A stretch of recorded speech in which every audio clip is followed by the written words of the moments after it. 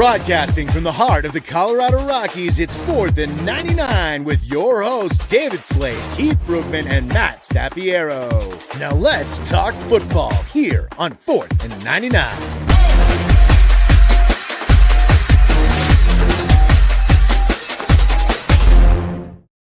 Hey, good morning, everybody. Welcome to the 4th and 99 Denver Broncos pregame show here on the Rocky Mountain Sports Network. We have another amazing show planned for you today, the final weekend of the season for the Denver Broncos. I'm your host, David Slade, and with me, as usual, is Keith Brugman from balmy Montana and Matt Staffiero from Parker, Colorado. Gentlemen, how you doing? A little bit bummed that it's the final week of the season, but means the draft's a little closer. Yeah, that is true. You know, Christmas in April, as they say. So it is a little disheartening that it's the last weekend of the season. We were hoping that this was going to be a meaningful game that, you know, maybe we could get a shot to get into the playoffs, but all for naught again. So unfortunately, yeah, the NFL had it all set up for us, you know, going down the stretch, playing all our AFC West rivals. You know, if you hit that stretch and you win those 3 games, it's a completely different game. It's a completely different scenario than what we have today. Unfortunately, losing those first 2, this game is now meaningless for us, but not meaningless for Kansas City. And it's been bumped up to Saturday, so it's guaranteed to be not meaningless. That is true. I mean, there were a lot of people worried that, well, this is going to be a meaningless game for Kansas City, but they went and they lost to Cincinnati last week. Mm-hmm. So now they're the number 2 seed.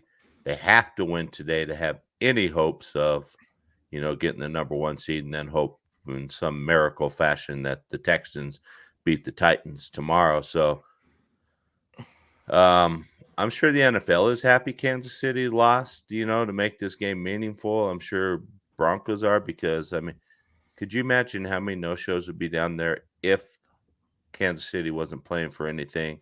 Denver's already eliminated. You have, you know, Kansas City rolling second and third string guys out there because they don't have anything to play for. So, I mean, I mean, you know, and Jody's got a good point here. I mean, I don't like to be the bad guy here, but the last time we get to see Denver get blown out this year, I mean, that's a realistic possibility. So we kind of just going into what you're saying about these second-tier guys, backups coming in.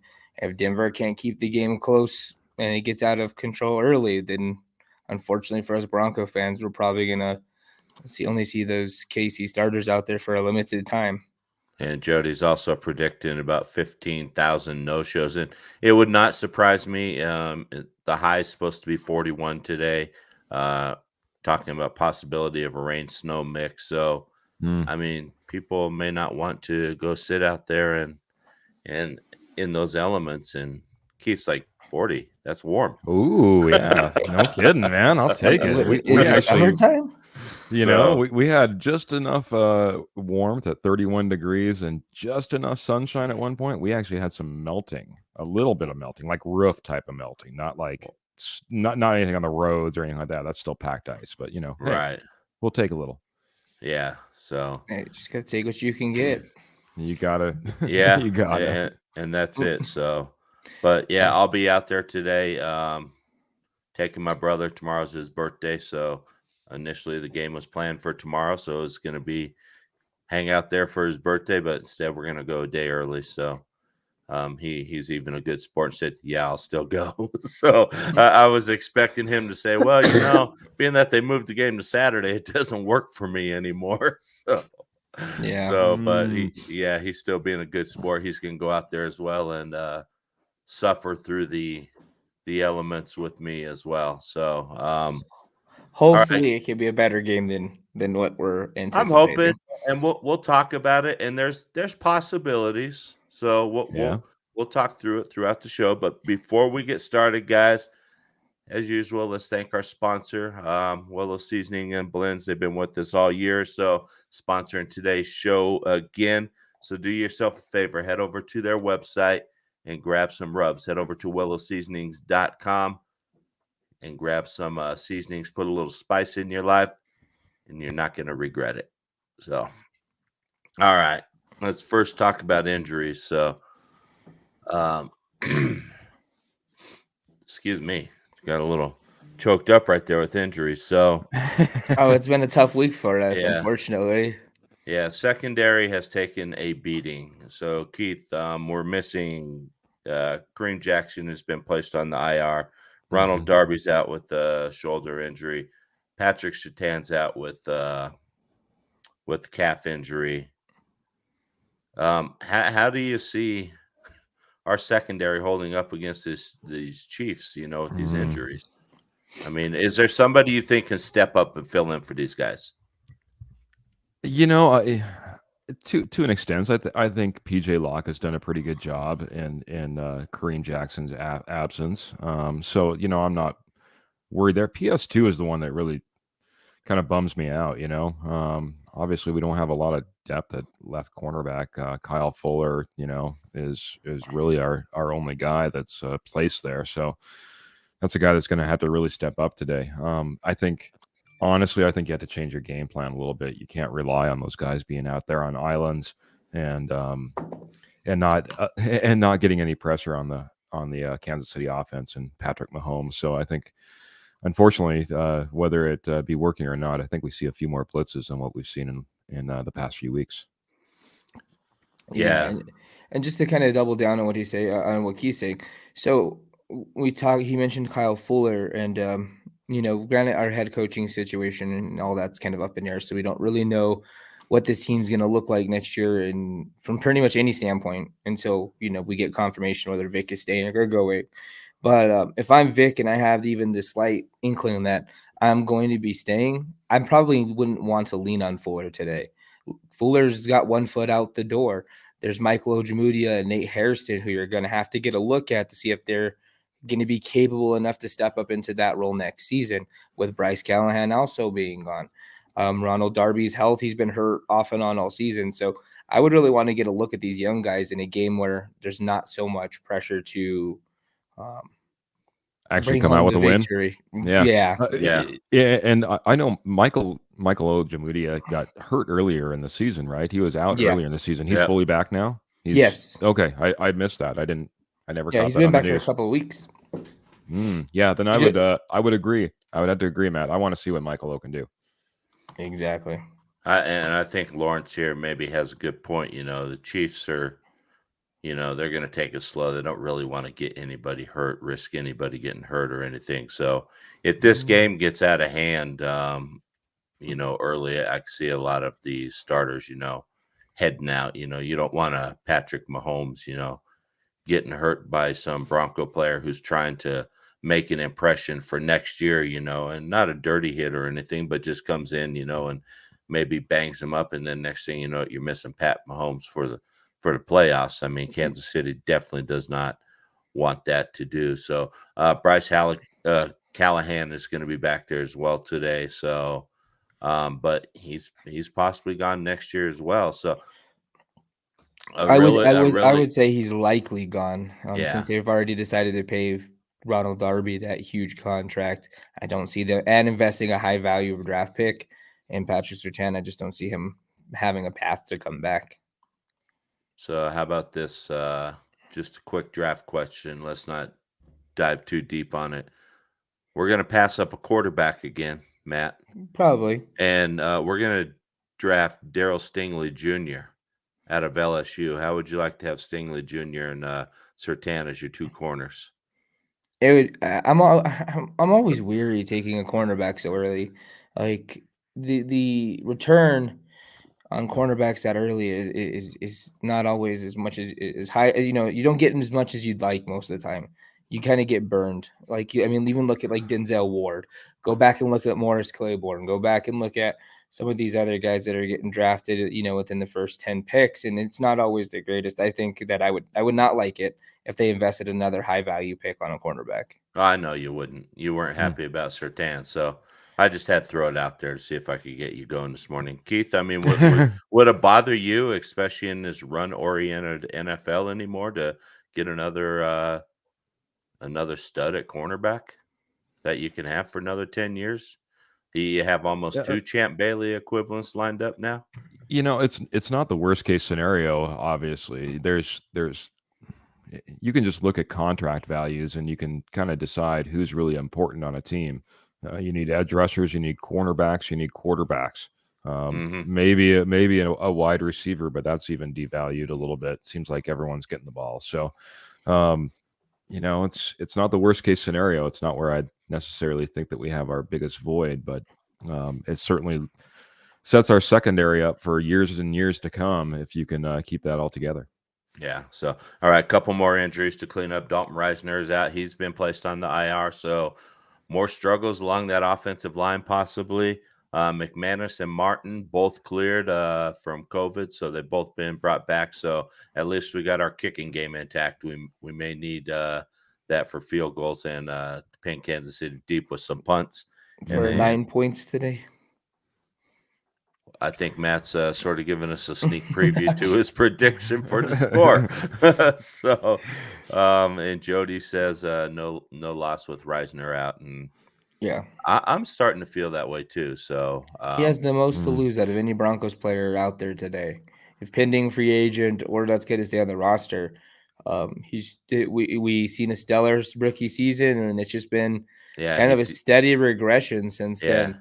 He regressed last year, and everybody sort of gave him a pass. Said, okay, well, he had a rookie center next to him, and he was sort of helping him out. But now we've seen Cush elevate his game and Reisner's game, maybe even went down a little bit more. So, yeah, I mean, with youth on this team and everything, Reisner might get pushed to the second string, but we'll have to see. So,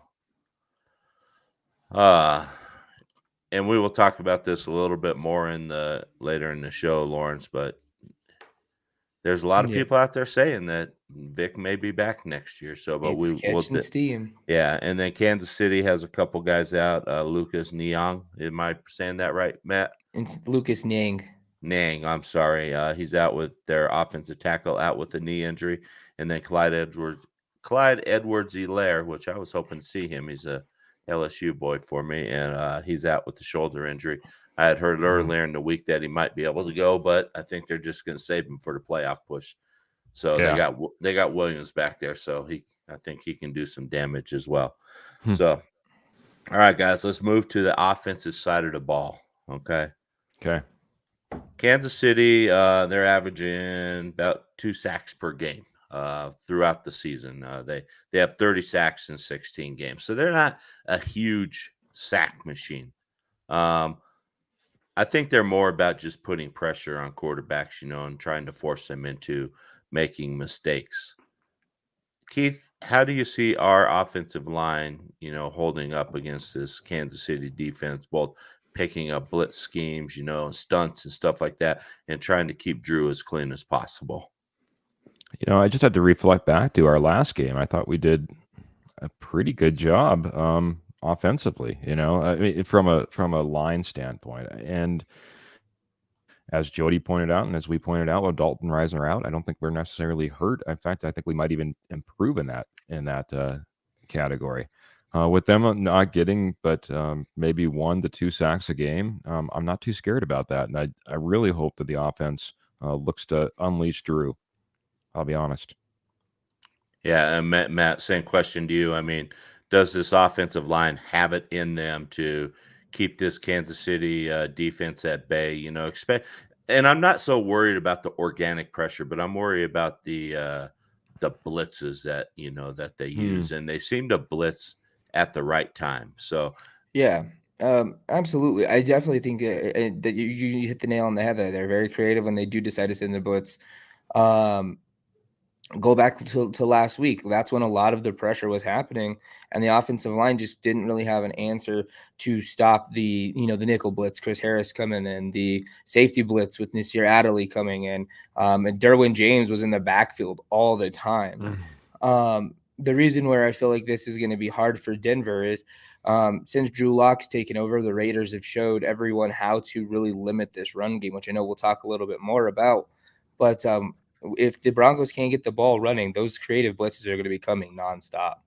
Yep, and let's jump into that. So the last two games, I mean, Denver against the Chargers had 83 rushing yards.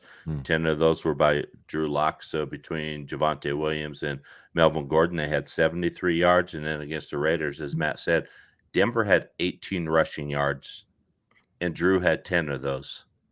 So, I mean, Javonte had 12, and Gordon had -4 yards. So, I mean, what do we have to do, Keith, to get this running game going, to take a little bit of pressure off of Drew? Because if Kansas City stops Denver from running and then they can just turn that blitz loose, I think this might turn really ugly quick.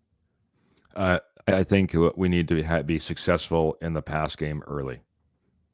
As simple as that. If all of a sudden our passing game comes out and it's flat first two series, good luck on getting that running game going. You know, for one, we're going to be behind on points, and for two, they're not going to start respecting that passing game at all. So for me, to get this running game going, we have to have a passing game that's effective, and effective early. If not, I don't see it getting going. I don't see a path for it to get chugging, because once again, we know what Kansas City's possible and capable of. We were lucky, I think. Well, I shouldn't say lucky. We had a great game plan, I think, to keep them knocked down as far as points is concerned, as much as we did in the last game. If we can duplicate that, that's another win in a lot of ways. Right. So I just think we need to get out early. So Matt, building on that a little bit, so a lot of teams do that. They use the pass game to set up the run game. You know, before it used to be, hey, let's use the run game to set up our pass. Now it's vice versa. You know, a lot of teams do, hey, let's build up do this passing game, and sort of then that'll help our run game. How do you see Denver doing that? I mean, are you going to want to try to hit a lot of quick shots, and let the guys run after the catch? Are you going to try to stretch the field against this Kansas City secondary? What would be your way of attacking it if you were the OC? No, well, I mean, it's difficult because I mean, like, it also depends on like who your quarterback is. Like, if we go back and we look at the earlier half of the season with Teddy Bridgewater, it was the opposite of what we're trying to do now with pass setting up the run. It was the run setting up the pass, and it was mildly effective. I mean, some games better than others, but that's kind of where the switch has happened since Drew Lock came in. It's been teams have essentially forced this Broncos offense to use the pass, and it hasn't worked. As you can see by our run game stats, the pass game hasn't done enough the last 2 weeks to really get, the ball, those lanes opened up for the backs. They're still able to get, the OC and the young quarterback confused enough to where they're, shifting back into runs, and the lanes aren't there. They're funneling them in. They have a funnel system that the Raiders showed everybody.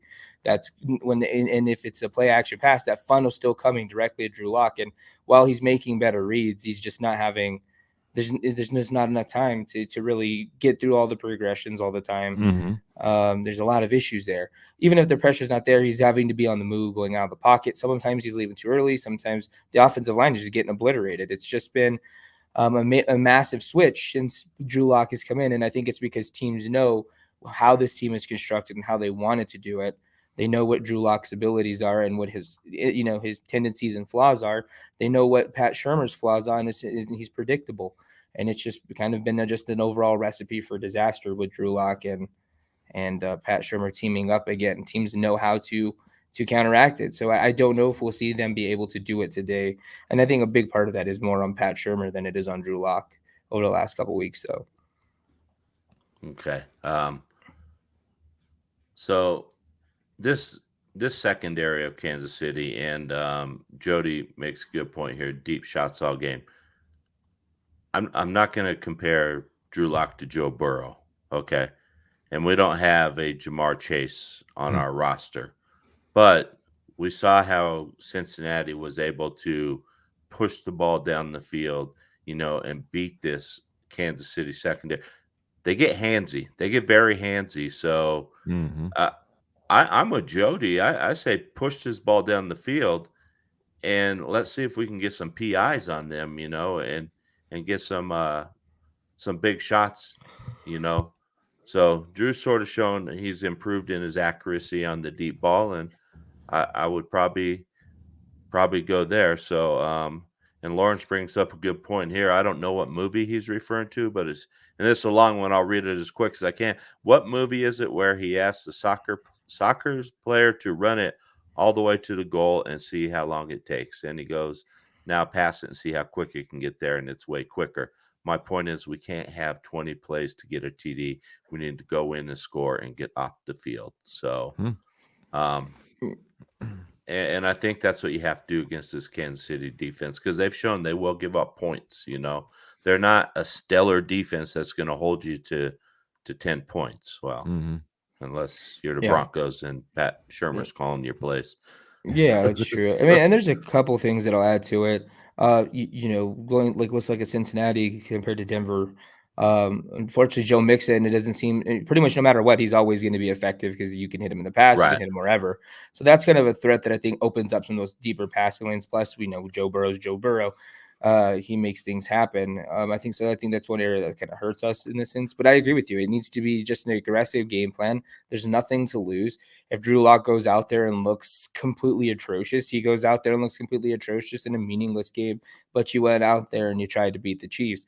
If we come out and we just see this very stagnant offense where Drew Lock has 25 passing attempts for 125 40 yards and 0 touchdowns, and we ran the ball for 80 yards again, we just went into the game with our tail tucked between our legs again. Well, if we have those kind of offensive numbers, I hate to see what the final score is, because that's going to just put too much pressure on our defense to hold this Kansas City offense at bay. All year. So, yeah. And it puts too much pressure on the quarterback to perform in a very stagnant and boring offense. Whether it was Teddy Bridgewater or Drew Lock, it doesn't matter.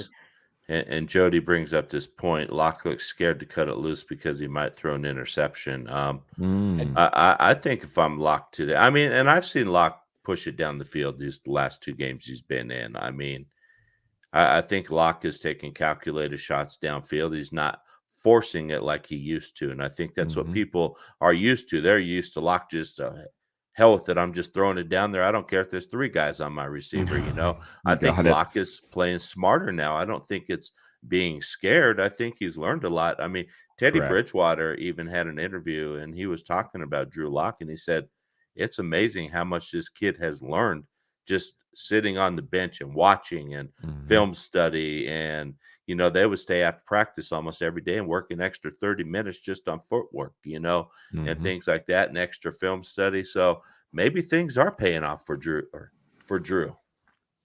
I think it's absolutely paying off. And I got a question, I guess, for you guys. What's the likelihood that they, A, just completely turn it loose? And B, what happens if Drew Lock goes out and has the game of his life? How does that, especially for Matt, does that change your outlook at all for next year? It's so difficult because, I heard a good argument from an analyst this week about pressure. And with the Broncos essentially being long shots from the very second Drew Lock came in, yes, they were still in it, but it wasn't like it was win or die. Every single game. It wasn't like you were having to go out there and perform to keep this. We're in the playoffs. You have to win to keep us there. That's not true. Every game he's come into was a win or to stay but I'm just there were staying in contention. But what I'm saying is they weren't holding the 7th seed and having to win every single game to keep the 7th seed. So they weren't already in. They're trying to play in. Yeah. Well, they're trying to play in. So there's pressure. It's a little bit different pressure, but it wasn't like if I lose this game, I'm losing my playoff spot. That's what this is what the stance was. He wasn't in the playoffs playing to, having to keep it. It was more him trying to achieve it.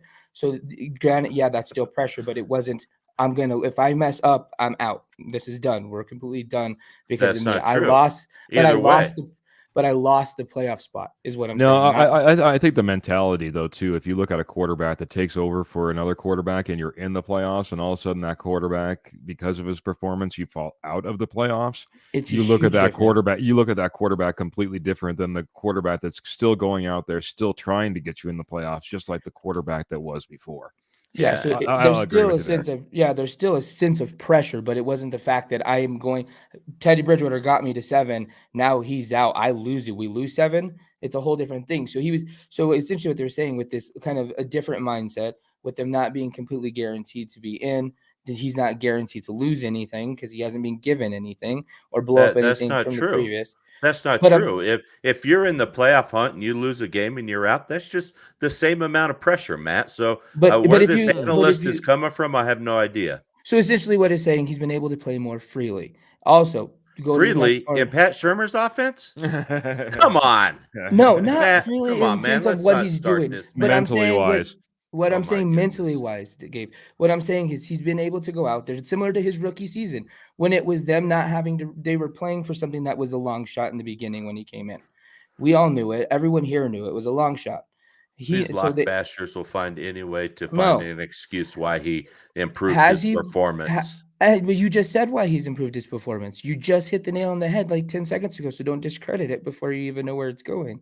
You just said that he's been sitting there learning from Teddy Bridgewater. Teddy Bridgewater's been Right, spending but 30, and I'm so not he's trying doing to it. discredit it. So You yeah, guys I'm are not. trying to discredit it by saying he wasn't playing under pressure. I'm just saying that it's a different. Anyway, sense. let's move Oh, on. anyways, we can have moving this on, conversation after the season's over. So Okay, moving on. Very good, Anyways, the buddy. reason why I don't take it, it's such a small sample size. If I'm a GM, I have to look at it in terms of what I've seen lately. Yeah, it's great, but it also was only a 3-game sample size. Is it enough to justify him coming back as a GM? I would say I don't know. Okay. Okay. All right. My 2 cents is I would bring him back. Yeah. So, but everybody wants knows to go what. with the full Throttle. And just do. quick, yes or no. My first part of the question is: does Pat Shurmur cut it loose today? No, I don't think he's able to. I'm gonna say yes. I think Pat Shurmur can cut it loose. Okay. I think that's been part of Pat Shurmur's offensive in the past. I mean, so the thing is, who's holding Pat back? Is Vic holding him back? No, I think that's Pat my holds question Pat to back. both of you. Yeah, I think I agree with Keith. I think Pat holds himself back, and I think his quarterbacks, in a sense, in his mindset, hold him back. Or did Vic just say to him, you go out there and don't screw it up and don't put the defense in a bad spot, and I'll win the games. Well, and to a certain extent, I think that's it. But I also think that's also Pat Shurmur's mentality. I think that's been the idea since Teddy Bridgewater got the start was, hey, we're just going to have this conservative, be able to put up some points, not too many points, ball control, defense will win us the game type of mentality, and it's been that way all season. We've seen how it's played out. We can't get above 17 points most games. Yeah, right. And we all know that has been the whole mantra of Vic since he came here. Pretty much is my defense is gonna, hold teams. We're gonna win 17 to 13 games, and that has been Vic's mindset. And I'm not trying to advocate for Pat Shurmur to be here after this season because I don't want him here. But I'm just wondering, was he held back a little bit? It's a good question. He may have had a little bit of a rope on him. None of us know the true answer. None of us know don't. the true answer. So no, I guess I just look at even where Pat Shurmur came in the New York Giants offense, and I just saw that replicated a lot here too. You know what I mean? And I don't feel he was held back in both places. You know what I mean? It's like at some point, I think he was the head coach.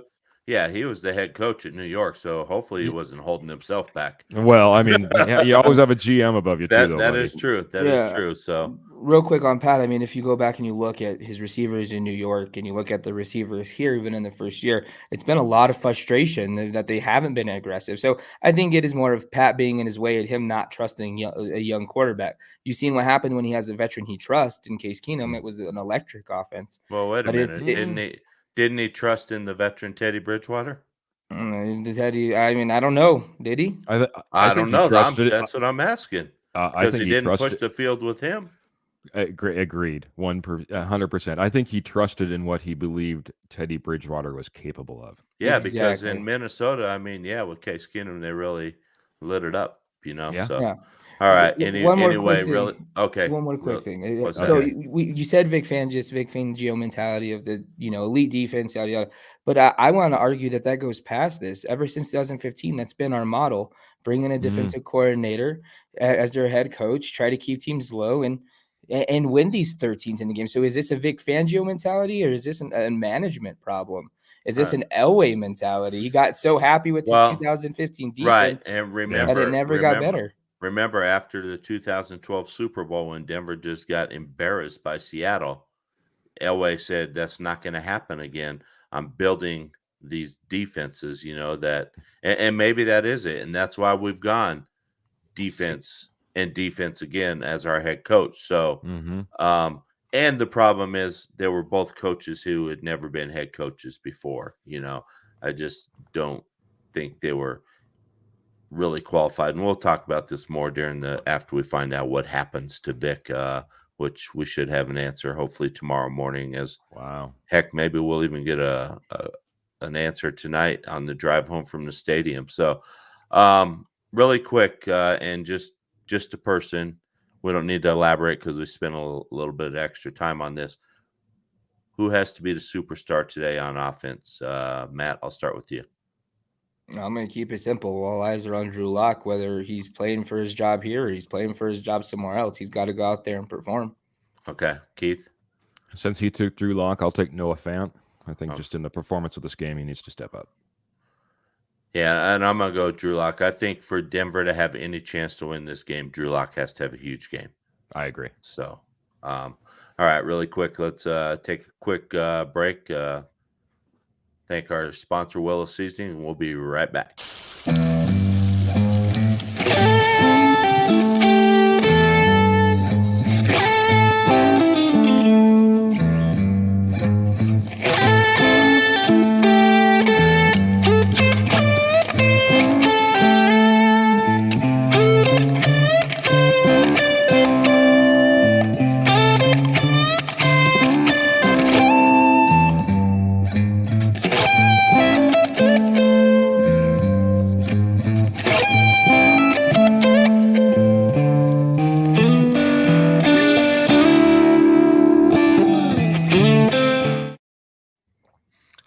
Guys, can I be Santa Claus real quick and deliver some gifts really fast?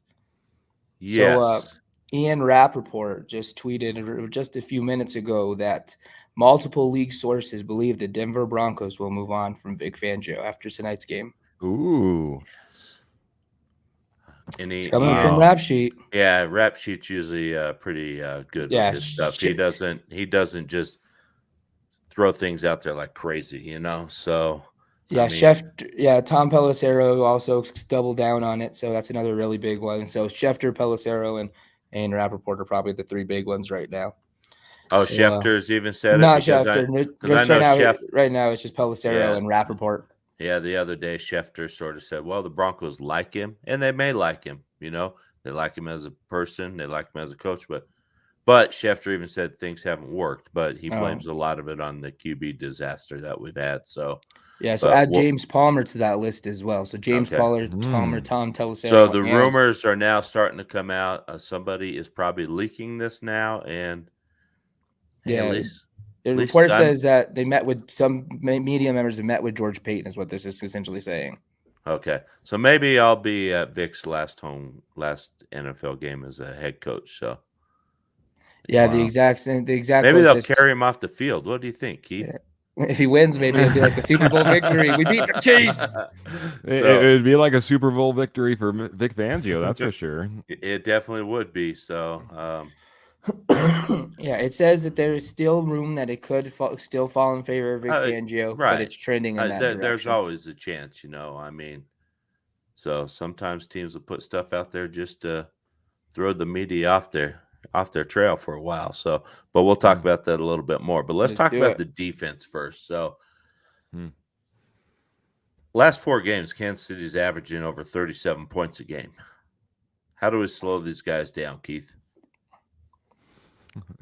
I have to have the answer. I'm so happy you went to Keith first. Keith, today you are the defensive coordinator. What is your plan in place to slow down this Chiefs offense? Let's see. 4 qualified defensive coordinators have yet to do it in 4 games in a row. No, I think for us, I kind of alluded to it before. I think today we can't sit back, and I think we need to go after Patrick Mahomes. I think we need to get a little bit more creative in our blitzes, bring pressure all off of one side. One of the things that I always loved, and this is dating me back a few years, but not too many years. New England Patriots in their heyday with their defense would go up there and they'd have like 1 guy in a down position, 0 guys in a down position. I tell you, that is more confusing to an offense when no guy is actually in the down position and you don't know who's coming, who's going, who's dropping back. I just wish we would be a little bit more creative, but I think that's the only way we actually slow down this offense is we get after Patrick Mahomes and make sure that he doesn't get off good passes. Yeah. All right. Matt, what defensive coordinator Staffiero, how do you contain this Kansas City offense? I know I'm likely getting my pink slip tomorrow. I don't think I can contain this offense So today. do you just come out and you just put I as think much pressure on Mahomes as possible? I come out with, the Ed Yokes, remember the Titans mentality, not another yard, rah speech to my defense. I don't know if you guys seen Remember the Titans. It's fantastic. Yeah. So I'm Coach Yotes right there. I'm saying not another yard, and you just go out there and knock some heads, and hopefully we can put something together. I think that Kansas City is going to be getting the ball out quickly. They don't have Clyde's Edward-Helaire. They're going to try to probably pound Williams a little bit more since he's going to be on fresh legs. I think that play action pass is going to get us. They're going to take advantage of those clear routes that they were killing us with Tyreek Hill.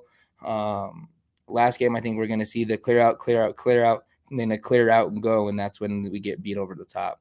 I just don't think we have the speed to keep up with Hill today. No, I mean, and I Keith alluded to this or said this earlier. We can't put our cornerbacks on islands today. We're going to have to come up with some creative zone stuff to really help out and some double teams. I mean, in other words, we're going to see Hill running all over the place. And you're going to have Kelsey running over the middle and catching these balls and then running 30 yards after the catch. I mean, we have to figure out a way to slow these guys down. And I don't know if that's sort of do it the same way we did it in the last meeting. You put pressure on Mahomes. I mean, if you put pressure on Mahomes and make him uncomfortable, he has shown now that he's not as lethal as he is if you let him sit back there, and pick your defense apart. So, excuse me.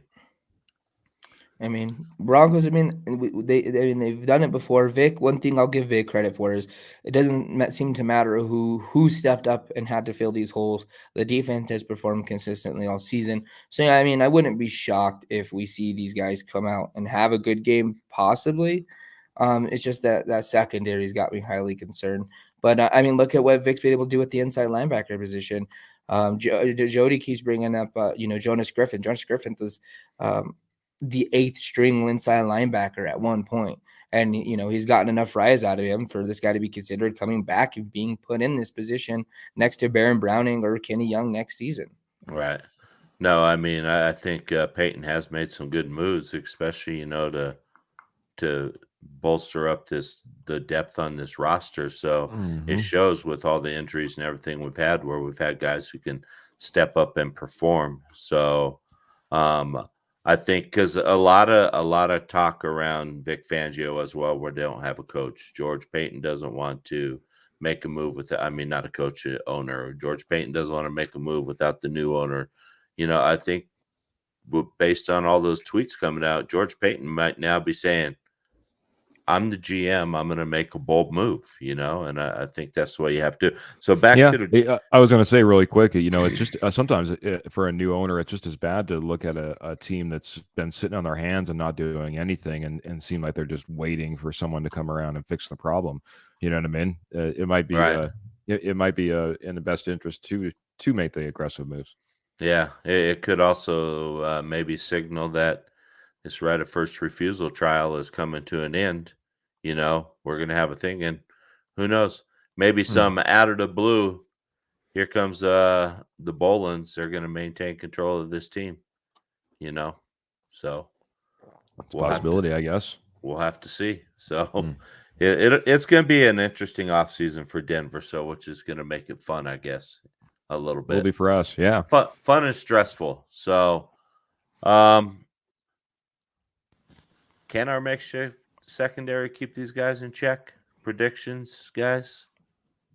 I think Matt? It's unlikely, but like I said, Vic's been able to get the unknown player to step up and perform well this season. So I would say it's unlikely, but there's always a possibility based off what we've seen this season, at least. Yeah, Keith, what are your thoughts? Yeah, I'd you have to know? ditto. And I mean, we've had a strong defense. The thing that scares me is not only are they scoring 37 points on average over the last 4 games, but this defense has stepped up so much. Probably starting with about our game. They've had a good run in Kansas City. Their defense is looking stout, and if that's the case, then we can't be turning the ball over and expecting our defense to be working that hard all game long. right. So, all right, who needs to be the hero on defense? I'm gonna go to you first this time, or no, Keith, because Matt went first last time. Keith, who has to be your hero on defense today? Probably Josie Jewell. I'm just kidding. Oh, don't let Victor hear that. Victor loves Josie Jewell. It's his favorite I player. know. I saw Victor Maybe I could drum him up. I saw Victor walking around with the Josie Jewell jersey the other day. Did he have his Teddy Bridgewater undershirt on too? Yeah, he did. He did. He had it. Yep. All right. Someone who kind of disappeared last week for me, and I need to step back up. And I think would make a big difference because we're talking about pressure on Patrick Mahomes. I want to see Bradley Chubb once again. Start playing. It didn't seem like he did much of anything against the Chargers. So, well, he didn't have to. He got that interception against the Raiders. So, he got his money for the year. He's earned his money. Oh, I got it. Yeah, no. Matt, who has to be your hero? That's a good one. I don't know. I just want to see him be able to play a complete game and do something relevant. And when it comes to Bradley Chubb, this is tough because secondary is going to beat up. But I'm going to go with Baron Browning. Baron Browning is a guy that I doubted when we first got him. He was kind of being listed as the tweener, the inside linebacker / edge rusher, and where they were going to play him. Well, they committed him to inside linebacker, and we've seen tremendous growth in his coverage skills. I think I need to see him have a big game today because he's probably going to be on Travis Kelce. And inside linebacker has been one of the biggest needs. It's about if we get a rookie there who can step in and be the cornerstone piece for the next 5 years, I'm going to be stoked for it. So that's who I got to see step up and play well today. Good call. How about you, Dave? I'm going to probably go with Darby. I think Darby may be the one guy that they say, hey, we're going to have to put you in man coverage. We're going to Darby's out, Dave.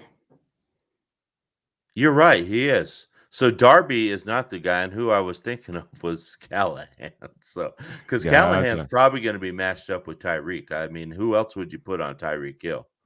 So Kyle Fuller. No, that's a disaster in the making. Thanks, Matt. buddy. Hey, I'm just saying.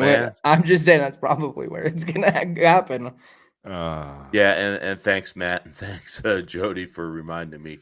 And we just talked about it in the injury segment that Darby's out, but I'm just confusing myself. Yeah, but somebody in that secondary needs to step up and be a hero today, and hopefully try to limit Tyreek Hill. So at least you're not going to stop the guy, but at least contain him. Let's not let him have, 150-yard, 3-touchdown type of day today. So we'll see. Yep. All right, guys. Now the fun part of the show.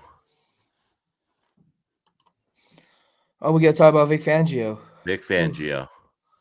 Has Vic's shot passed him by? So I'm just going to go through some stats here. Okay. 19-29 as a head coach. More than likely going to go to 19-30 today, which is the worst 3-year stretch of any Broncos coach in Broncos history. He's 1-24 when trailing at the half. Might go to 1-25, which tells me the guy can't make adjustments. Failures in clock management, challenges, etc. It seems like he can't rally the troops when we're in must-win situations. We had to beat Cincinnati. That game was within reach. We had to beat the Raiders. That game was within reach. And we just let the Chargers game get completely out of hand. It seems like this guy has ignored all facets of the game besides the defense. And he's quick to throw his players and coaches under the bus. And he takes most of the credit when things go good, i.e. the Dallas game when Vic said, well, I spent the whole week with the offense. That's why the offense played so well. So, I mean, Matt. Why'd you stop? Matt, is there right? Is there anything, Matt, that you can counter any of these stats with and say, I want Vic back? Not from Let's say George. you're Vic's agent and you're arguing to George Payton as to why you should bring Vic back for one more season. What is your argument, Matt? Man, you just gave me the harder question. Dang it, I should have took how to stop the defense first. Keith, this should have been yours. Take it, buddy. If I'm going to be arguing that he's a player's coach. I mean, that's one thing that no matter how bad it is players respect him and they want to play for him. You got to go out with the fear that you lose this DC. Those players may not the next scheme they go into may not fit them as well as this one did, and you risk losing your top 5 defense. That's about the only things you can argue. Keith, is there anything you could argue, or I mean, boy, no, I was going to go the same thing. Top quality defense that goes out there and puts statistically great numbers up on the board. You know what I mean? In a league that offenses are flying, and I think that's kind of going back to what you said from a John Elway perspective. I think that's where we've been at. We've been, we've missed out on our offensive opportunities, so we're going to be the best damn defense around. That's who Vic Fangio is. Look how coveted he will be as a defensive coordinator if he leaves Denver. Right. No, and he definitely will be coveted, and Vic's going to find a job, so nobody feels sorry for Vic. Nobody think that. That's my argument, though, too. Here's Jody brings up a good point here. If I'm Vic Fangio's agent, I'm going to be putting this on the organization. You didn't give me a decent quarterback. You gave me Drew Lock. You gave me Teddy Bridgewater. You gave me this and that. You never gave me anything that I could work with on offense from quarterback. You gave me either aging guys who are past their prime or below average guys and bottom feeders. I could see him using that standpoint too. Yeah. He's getting sympathy on that too. You heard it from Adam Schefter. He's getting sympathy from it. Well, he is. I mean, and has Denver failed to get an adequate quarterback in here since Peyton Manning's left? Yes, they have. Absolutely. Did they potentially have one here? Yes, they did. Was he mismanaged? Yes, he was. Under whose watch was he mismanaged? But how much Vic Fangio. But how much did Elway want his protege to get out there? How much did we know Elway and George Payton do things a lot different. Elway was always wanting it to be this way or that way. He essentially, when Scangarello was here and they shifted away from the West Coast, that scheme that he wanted, I would want to say that it's more than just Vic Fangio being upset with Scangarello. Scangarello also had terrible production for 80% of that season. That's why he was being let go. It wasn't that's the part of the reason, but them shifting away.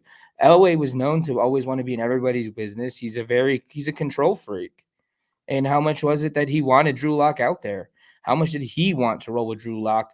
And this coaching staff maybe was advocating against it. Like, he's not ready. We're seeing him every day. And just assumptions that we all make. But when it comes down to player failure, it's usually on the coaches. Always falls on not coaching. On management. Mm-hmm. Yeah. So, I mean, we can all sit here and we can try to blame Elway, but they had 3 years to work with a potential quarterback to move forward with. And it was a disaster, no matter who was involved in it, So you can sit here and make the argument, well, he didn't give him a quarterback, but Drew Lock came out of the draft highly regarded. At one time he was a first round, and there's some people that came out and said this guy could potentially be the best quarterback in this draft class. Unfortunately, it didn't pan out that way. And I'm going to throw some of that on coaches and not developing personnel correctly. So at one point he was rated the number 1. Unfortunately, he plummeted down to the 4th or 5th on some people's boards. Various on some reasons people's why. right. And we can sit here and argue this all day, but you still brought a quarterback in and you had a coaching staff that failed to develop him. I won't disagrure with you there. So I'm not going to give him too much sympathy on you didn't give me what I wanted, or what I needed. I think they were. I think these coaches were also force-fed quarterbacks, though, too. From general management positions. If I look at the string of quarterbacks that were forced in here, I don't care if it's a Joe Flacco or a Case Keenum or a Teddy Bridgewater. They were trying to force a solution, which just absolutely stifled any chance of Drew Lock going through his progressions and becoming a quality quarterback the way one should. No, right? I agree too. So management does take some blame on this, but Yeah. I think coaching staff takes some as well. We can't Yeah. Oh yeah. give What this Drew Lock coaching needed was staff Teddy 100. Bridgewater 2 years ago. I agree. I agree 100%. When Case Keenum was brought in, maybe I mean, not Case Keenum, Joe Flacco was brought in. Maybe it should have been Teddy Bridgewater instead, because we all know Joe Flacco came in with the attitude, I'm not here to teach anybody. Yeah. Which I'm in I my mean, prime. Vic, which, don't you remember John Elway? Oh, he's in his prime. right. Which I understand with that too. Crap. If you're a starting quarterback, your main job is to go out and win football games. And that's what Flacco said. My job here is to win football games, not to train people. Yeah. That's the coach's responsibility. Yep. So, and I think this coaching staff failed in that aspect, I agree mean, there. Yeah. So, And, I'm not going to give them 100% pass on that. So, I mean, Okay. yeah, we can say, yep, you didn't give me the quarterback. Well, no, we didn't. But, you failed to develop people too. So, and that's one of my things this second to last bullet here is Vic seemed to ignore everything in the game except for the defense. And that's all Vic cared about, was his defense. So, I mean, all right, prediction time, guys. Matt, is Vic fired or is he retained? Oh, it's tough. I still think it's closer than what we think, even with those reports coming out today. But I ultimately think that George Payton wants to get rid of the remnants of the Elway era and have this become fully the George Payton era. And with that comes the firing of Vic Fangio. Keith, your prediction? Yeah, I think especially with the reports coming out, I've been talking about the rope that Vic Fangio has been given all season, and I think it's come down to here we are, the final game of the season, and we have no chance of making the playoffs. I think that kind of tells you where the rope's at. So, yeah. And I agree. That's a perfect analogy, Keith. He gave him the rope. Denver had chances. They had Cincinnati. They had the Raiders. They had the Chargers, where they could have stayed in the playoff hunt. And Vic Fangio did not have his team prepared, and they fell flat on their faces. Mm-hmm. So, and I think, unfortunately, or fortunately, maybe, Vic is gone as early as sometime tonight or tomorrow morning, and then Denver will get on to their head coaching search. So, yeah. But yeah, I agree. It's Matt said it perfect too. George Payton wants to move on from the John Elway era. John Elway is out of here after his contract expires in April. I don't think George Payton wants any remnants of the John Elway era, sticking around here. So, and let's face it, I mean, I there's not very many George Payton moves that I'm like, why did we do that?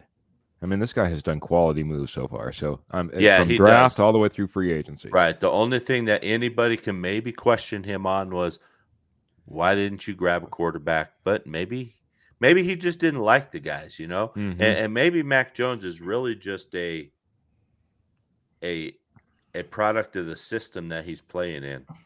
As much as we hate the Patriots and McDaniels, they've had good quarterback success. So, well, yeah, and that being said, you guys can go ahead. But I was going to say, for me, it wouldn't have been Mac Jones if I was the. Me neither. But if you look at all the different scenarios that played out, even from the number one pick all the way down, Mac Jones is playing the best. Right. I don't know if obviously he wasn't the first pick in the draft. No, he wasn't. I mean, and Justin Fields was sitting there, and Trey Lance. Maybe he's coming around. Who knows? Right, Didn't look good in his first outing. Yeah, I mean, so it's always a crapshoot. Look at Davis Mills. Even look at Davis Mills for the Texans. Yeah. Mm-hmm. Yeah, there was opportunities there to get another guy that could have been another developmental guy. Sure.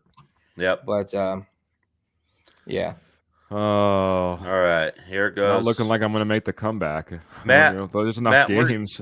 We're going to go out on a ledge here, and we're going to go ahead and anoint you the champion of the inaugural 4th and 99 Pick'em contest. So, congratulations, buddy. I just don't see good week for me. Well, and last week was a good week for everybody, and I'll take the honors of last week. I was 14-2 last week. Dang. Keith, you were second, 3-3. Or 13-3. I thought I was doing pretty well. And Matt, you were 12-4. So don't say it was a good week You for you. you lost ground at 12-4 is nothing to snub Right, your nose I at. gained- 14 that's and what I 2. get. 14 Right. and 2 is like beating Vegas type of mentality there, buddy. I know, man. That's what I get for taking the damn Colts. We tried to tell you, man. We tried to tell you, man. Every single time I pick the Colts, every time I pick against the Colts, they win. Every time I pick the Colts to win, they lose. There you go. So- me and so Colts. I'm just gonna say tie. In an effort to save time, we got certain games that we've all agreed upon. So we're gonna just fly through them really quick, and then we'll get to the games that we have different picks. But if there's anything you want to talk about, feel free. So the first game is Cowboys at Eagles. We're all going Cowboys. So I could see the Eagles winning, but I just went with the Cowboys. I hope Jalen Hurts goes off. Yeah. Dan Quinn's going to shut down Jalen Hurts today. And I want to see him go off. Bengals and Browns. We all went with the Bengals here. The only thing is, Baker's out. I don't know if Cincinnati has anything to play for. I don't think they can gain any positioning. I'm not 100% sure. Joe Burrow's not playing. Yeah, Is Joe he? Burrow's not either. Okay, so that's saying that Cincinnati can only stay where they're at. They can't move up in or down in playoff position. So they're gonna rest some of their guys. Packers at Lions. Aaron Rodgers is playing. He is, which is surprising. 13-3, want- number 1 seed, and Aaron Rodgers is going to play. They want to keep the momentum, even with the broken toe. Aaron Rodgers did tell Jordan Love, be ready. I was going to say, they didn't commit to how long he'd play. He could be out there for a series. Right. So, Bears at the Vikings. We all went with the Vikings. I could see the Bears pulling this one out, though. So, yeah. Zimmer might be somebody checked out. knows Zimmer is checked out. Well, Zimmer might be like, they told me I'm fired 3 weeks ago. Everybody's seen all the press conferences this week. That guy's on his way out. The Kellen Mond one was like the best. That was the best. You want to look at Kellen Mond? No. I see him every day. I see him every day. Exactly. So Mike Zimmer is definitely checked out. Possible defensive coordinator here in Denver. Ooh. Wouldn't be surprised. But same issue. He runs a 3-4. Take that back. Never mind. All right. Him and George Payton have history. All right. Washington football team. Should we call them the Washington Admirals? We don't even, I don't even know what to call them. They're at least another name. They could be Commanders, Defenders, Admirals. Right. Not until February 2nd, but we're all going with the Washington football team. Yeah. Sorry for our K&K guys out there. They want Kenny's rooting for him to lose, I think. So I think they are. It's draft position now. They're playing for New York. Colts at the Jaguars. Oh, damn it. I'm surprised nobody picked the Jaguars here. No, I'm just kidding. Yeah. Oh, so. I was like, why? Did I miss something? Titans at the Texans. I think the Titans. I think we all think the Titans wrap up the number one. Derrick Henry coming back. Yeah, Derrick Henry has been reactivated. So I don't. Is he going to play today? They're going to rest him for the playoffs. I think they'll rest him for the playoffs. Yeah. Well, that's the guy. That's the guy they need to make a run to the Super Bowl. Gosh, they haven't slowed down. No, they haven't. So, real quick, just to go back to the Jaguars real quick, because we're talking about how, them changing tides. Bill O'Brien, Kellen Moore completed their interviews yesterday. Okay. So Bill O'Brien. What a guy, man. Yeah. I'm surprised he's no executive power for him. No, no executive power. No. He can't. Yeah. All right, Saints at the Falcons. This one I was shocked that we all went Falcons. Holy cow. Nobody has any faith in the Saints, huh? Just the quarterback positions. Yeah. Their defense is outstanding, though. Yeah. Do we see Teddy back in New Orleans next year? If they do, then guarantee you they make the playoffs. I will guarantee you the Saints will be in the playoffs if they go get Teddy Bridgewater. And they can keep contingent on Michael Thomas's return. If Michael Thomas, he said he really liked Teddy, they got to please their guy. If not, they're going to lose their receiver. I mean, he's out this season, so it doesn't really make a huge impact. But if they can keep Teddy Bridgewater and Michael Thomas together, I could see Sean Payton maximizing Teddy's potential. If they don't bring Drew Lock back, does Drew Lock go to New Orleans? I can see that working well too. Yeah. I've been advocating all in the group chat. I think if I'm Drew Lock, I don't want to be your experiments leading a rookie. I want a new shot. I'd rather go do my 1 year prove it deal on my rookie deal somewhere where I feel like I'm being supported, Mm. Yeah, rather than maybe he gets that chance, maybe as part of a trade package or something else. Yeah. He's traded away, maybe to he Minnesota goes for out and Kirk plays Cousins. today. Hey, Yeah, I if mean, he goes out and plays his today, and value will go up to probably about a let's say 4th round he pick. ends this Kansas City Chief losing streak, Oh my you gosh. know, yeah, I mean his trade value is starting to go through the roof. I I would say agree. 4th So round is probably the floor. third or fourth. Yeah, I could see All third. right, Jets at the Bills. Bills Yep. all the way. So Yeah. I've heard some grumblings about Sala and maybe being on the hot seat. You can't be on the hot Mm. seat after one season, can you? David Coley and Dan Campbell were told initially that they get a 1 year to prove they deserve a second year. Robert Saleh did not get that warning. Robert Saleh's a hell of a coach, and Mm. it's the New York dumpster fires team. They are well aware it's going to take more than one season Okay. and Right. an arrogant rookie It, quarterback to fix this. yeah. And that's why I'm glad we didn't go after that guy. Seahawks at the Cardinals. We all went Cardinals here. So is this Pete Carroll's last game in Seattle? I think I don't know. I don't think he gets fired. I think Pete might just be ready to say I'm done. I mean, the dude's got his coaching 10 years longer than I've been alive, I believe. He just might be ready to be done. Retire to the booth. No, I could see it. Well, Or maybe he goes back What to college. Maybe he takes a year off and go back to college. would Seattle, if you're down there in Seattle, would you make a move away from Pete Carroll to keep Russell Wilson? I think you'd have to. I think Yeah. it's the smarter move. If Russell Wilson said to you, "I'm not playing here," if Pete Carroll's the coach, do you let him go? And I would. So, Yeah, I don't think you'd just with the age. If it was 3 years down the road and Right. Russell Wilson was coming to me with that, I'd probably This is where it hesitate gets at least, difficult, though. So, but he's young I mean, enough that I would rather. Yeah, I know his injury, and no one knows, and yeah. I guess I just look at Pete Carroll, and I think that's kind of played out. The Legion Yeah. of Boom is no longer there. You know what I Yeah. mean? I don't think they have that same mentality, that same camaraderie that they used to have around their Yeah. coach. So no, Yeah, I don't I either. guess my only issue with it is it goes back to what we seen last year with Aaron Rodgers. Is like I value players wanting to get involved and being part of making change for their team, but that kind of diva mentality has the ability to really dishevel some franchises. I mean, Aaron Rodgers is essentially saying it's Gunter Curse to me. Russell Wilson comes out the next year saying it's me or Carroll. Like, Yeah. how much power are we willing to give these quarterbacks? If this was Von Miller coming out and say, get rid of Vic right now, George Payne's going to laugh and ship him to Los Angeles. Guess what? John Elway got Dan Reeves fired. Yeah, it's just crazy. John Elway said it's me or Dan Reeves. So it's not a new thing in the NFL. Quarterbacks have been doing this for a long time. Yeah. Crybabies. Panthers or Buccaneers at Panthers. We all went with the Buccaneers on this one. Yeah. Is Matt Rule out? I don't know. The owner did go out and comment saying that he's kind of embarrassed by this decision to give him this money. I mean, David Tepper, he's kind of a wild card. He's been known to be a wild card. He's going to have to pay Matt Rule a lot of money if he's to not be here. So that might play a factor. Yeah, I think financially that maybe he just doesn't make the decision. Yeah. All right. So now we are in the disagreement portion of the game. So Steelers heading to Baltimore, take on the Ravens.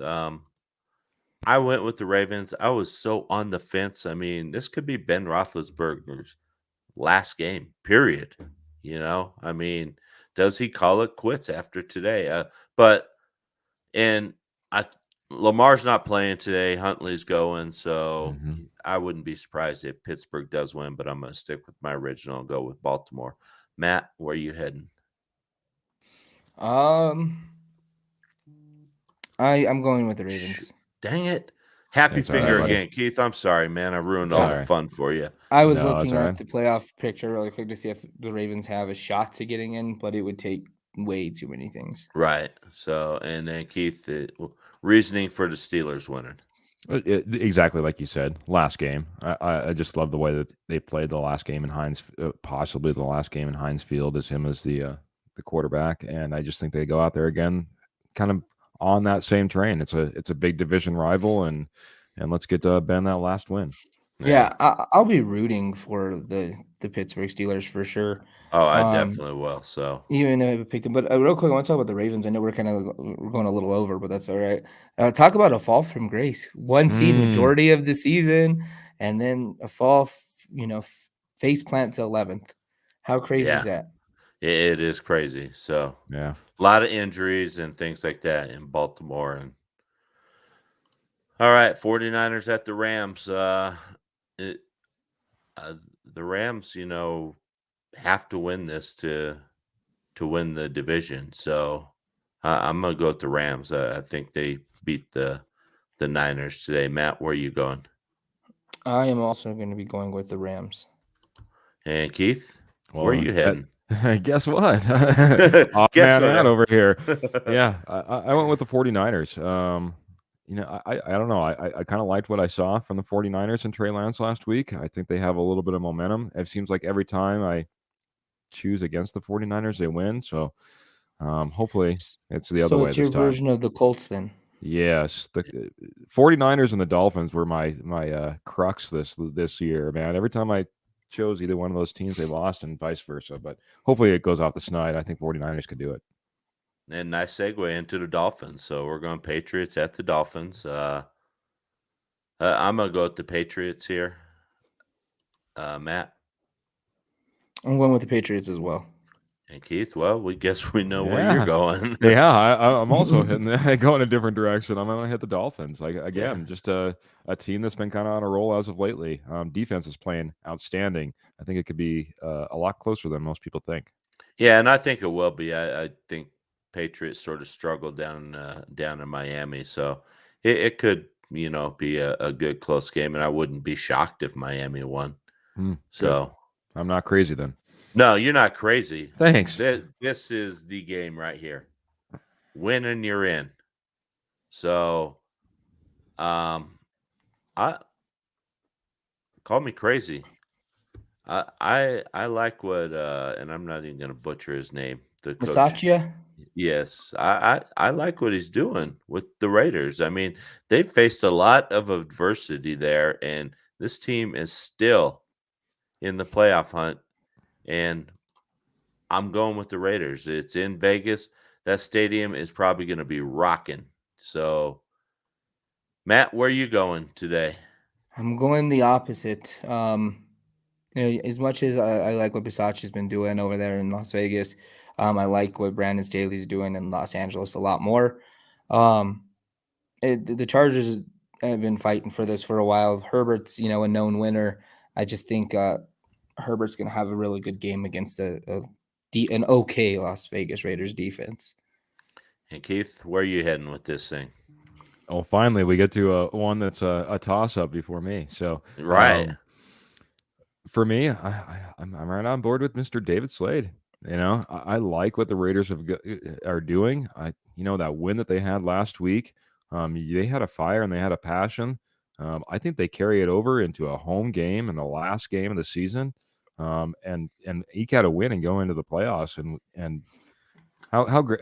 For me, I know it's an AFC West division rival, the hated Raiders, but it would be kind of cool to see the Raiders back into the playoff hunt once again.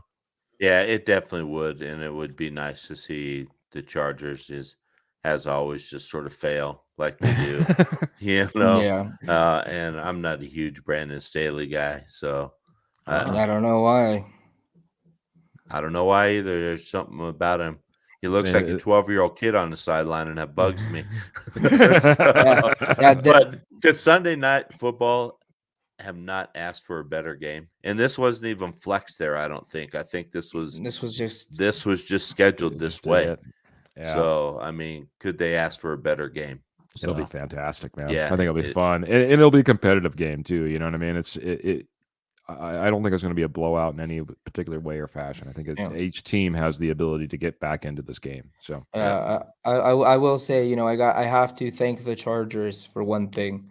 and that's giving me Justin Herbert, Austin Eckler, and Mike Williams and Jared Cook on my fantasy team. That led me to the victory, to championship in the K&K Fantasy Football League. So I got to ride with them now. I mean, I got to return the favor. They brought me to a championship. In one league, the Rocky right, Mountain Sports Network Football Junkies. I'm in the championship with almost a 60-point lead. Yeah, you're gonna win that one. I think I'm gonna get it, maybe. First ever. Not unlike Dave, who goes in his first year and wins a championship. I've been doing this since, I don't know, mid 2000s. So it's about time I finally get one. So we go out in our first year as fantasy football, and all three hosts come out as champions in at least one league. That is tied to Rocky Mountain Sports Support. Well, and I'm just gonna say, being that this is really my first attempt at who's really the mastermind, who really knew how to manipulate around COVID and injuries and everything. Hey, I'll give you that. I default to you, Dave, man. Like I said, I've got 10 to 15 years hoping to get a championship. So, I finally get one. Well, I watched next year I'll finish in last place. So it happens. It does. All right, guys, here we are. We're at the game. The Kansas City Chiefs coming into Mile High Stadium, take on our Denver Broncos. Give me your prediction, your score, MVP if you want to throw one out there. So I don't see this going very well. Kansas City has something to play for. Kansas City's coming in here. They have to win to put the pressure on the Titans to have any chance to get that number 1 seed and get that bye, because anymore, before it used to be 1 and 2 seeds would get a bye, not anymore. Only the number 1 seed gets a bye. So Kansas City's going to come out, and I think it's going to turn ugly. I hate to say it, as much as I'm a supporter of Drew Lock, I just don't see this being a good game for him. I see them putting a lot of pressure on him with blitz and with our offensive line in the shape that it's in. I see Drew having a couple turnovers, maybe a sack, fumble, an interception. So I'm going to go Kansas City, and I'm going to go 37-10. Dang. Matt, where are you heading? So a lot of what you're saying is I'm kind of on board with. I think we're going to either see this go down, one of two ways. One where we see the offense continue to struggle with that funnel type defense on the run game, and they force Drew Lock to be a hero, and they go out and they try to do it, and it just results in multiple turnovers and that over aggressive nature, playing for nothing. It just kind of ends in a bad result for us. That's not going to be necessarily Drew Lock's fault per se, but he's going to go out and do his best. I just don't think it's going to be good enough. I just think multiple turnovers leads to a bad game that way. Or we come out and we see Vic knowing that he's out. Pat Shurmur knows he's out, and they go out and they play it safe. And we see 80 yards rushing and 125 passing, and we get smoked either way. I'm going to say 35-6. Oh, wow. We're brutal, aren't we, Keith? So yeah. Keith, me and Matt have picked against the Broncos a lot of times. Keith has always been, I don't want to call you a homer, Keith, but you were the homer. So I was. How do you see this shaking out today? I mean, all season long, I've looked into the positives of what could be and what's possible, and if everything fell the right way, and tried to pick the Broncos, and I don't think I've picked against them this entire pick 'em. Probably didn't help my position at all. Congratulations again, Matt. That being said, I got a default away from that, and there's going to be a 3-way sweep. I'm going to pick the Kansas City Chiefs. Unfortunately, like you said, Kansas City is playing for something. It means something for them to go out there and get a win today. On the other side of the ball, and I always worry about this in any scenario, when you don't have anything to play with, how many players are going to go out there and give it their all. Sometimes you see that check out. And unfortunately, down the stretch in the last few seasons, I haven't seen our Broncos be able to rally beneath, with Vic Fangio as our head coach and go out there and play regardless of where we stand in the playoff hunt. I'm not going to be as brutal. As brutal as you guys were. I don't even know if I want to turn on the game after your guys' predictions. Jeez. However, I don't think they slow down Kansas City. I'm hoping just the opposite. Like I said, I posed the question to you guys. I hope that they actually go out there, they flip the switch, that they kind of allow everything to open up and things go a little bit better than what you guys are expecting. Still, I think it's a 31-21 loss. Yeah, if the Broncos score 21 points today, I'll be happy. Oh, I'd be ecstatic if they do. Yeah, I mean, because over the last 6 weeks, I don't think we've broken 17 points in how many weeks since goodness gracious, was the last time we broke? I hate to say it, but breaking it loose and then scoring 21 points is not necessarily usually in today's NFL related together. You know what I mean? But for us, it is. That is definitely an indictment on our coaching staff. Yeah. Well, how many points did the Patriots put up last week? Jody says pipe dream for 21 points. Yeah. Thanks, Joey.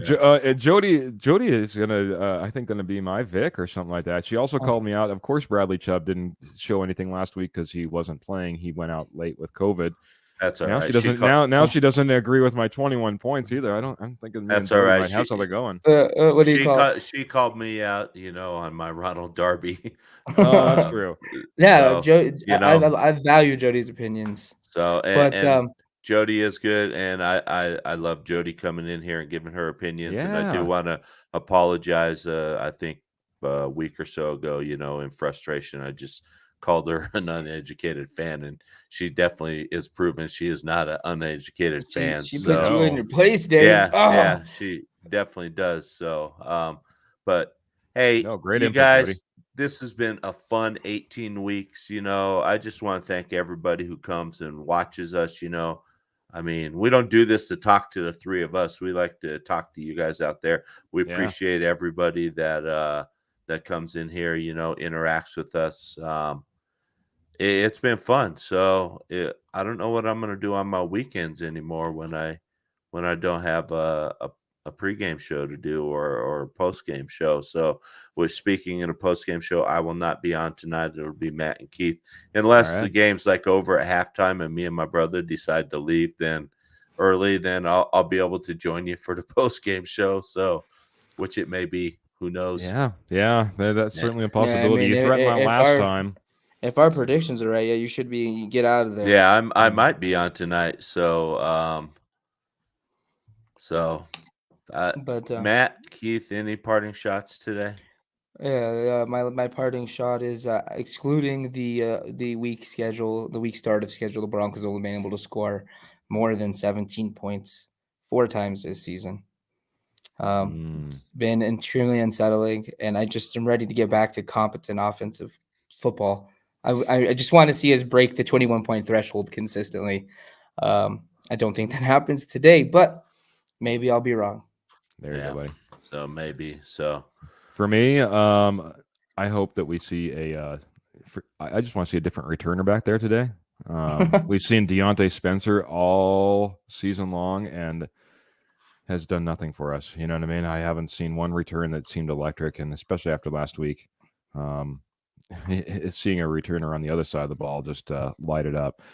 We need to see something different on special teams. Get him out of there, get somebody else in there, and maybe get Vic Fangio his first ever 8th win as a Denver Bronco if it happens. Maybe. So that would be nice. I hope we're wrong, but I'm not really 100% confident that I can say that we're going to be wrong. I don't even know if I'm 3% confident. I mean, my confidence level is very low, that especially if Vic has really gotten the word that, hey, Vic, we're moving on. You're out the door from you. So I don't. So. And Keith, you brought up special teams. I just want to say something really quick.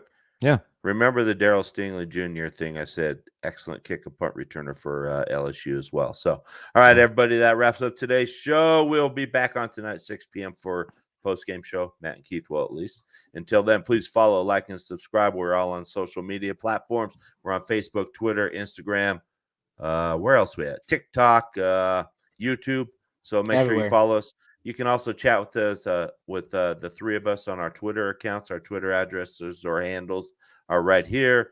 Join our group on Facebook at Rocky Mountain Sports Network. We do a lot of chatting over there with NFL and stuff. You can also listen to our podcast on Anchor and other places. And, of course, you can join live here and be part of the conversation.